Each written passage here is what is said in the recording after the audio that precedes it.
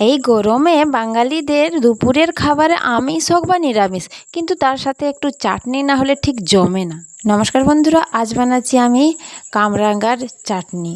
এই যে চলে এসেছি, প্রথমে কয়েকটা কামরাঙ্গা তুলে নেব। আজ থেকে প্রায় 1-1.5 বছর আগে আমি গাছটা এনে বসিয়েছিলাম। খুব তাড়াতাড়ি কিন্তু ফল চলে এসেছিল গাছে। কামরাঙ্গাগুলো তুলে এনেছি, এবার ভালোভাবে জলে ধুয়ে কেটে নেব।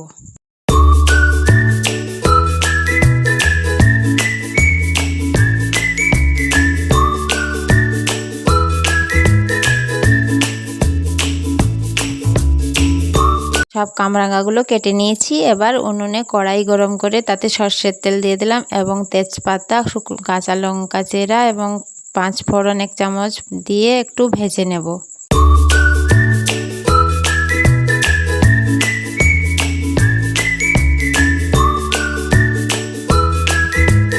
ফোড়নের একটা মিষ্টি গন্ধ বেরোতেই এবার কামরাঙ্গাগুলো দিয়ে দেব এবং এরপর হলুদ গুঁড়ো ও স্বাদ মতো লবণ দিয়ে ভালোভাবে ভেজে নেব।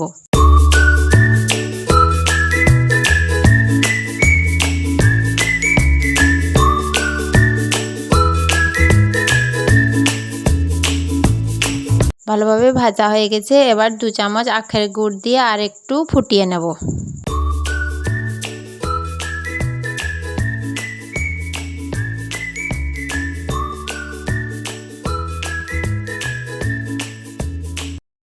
এবার সামান্য চাট মশলা দিয়ে ভালোভাবে মিশিয়ে নামিয়ে নেব। তৈরি হয়ে গেল আমাদের টক মিষ্টি ঝাল কামরাঙ্গার চাটনি। খুব অল্প সময়ের মধ্যে এটি বানানো যায়।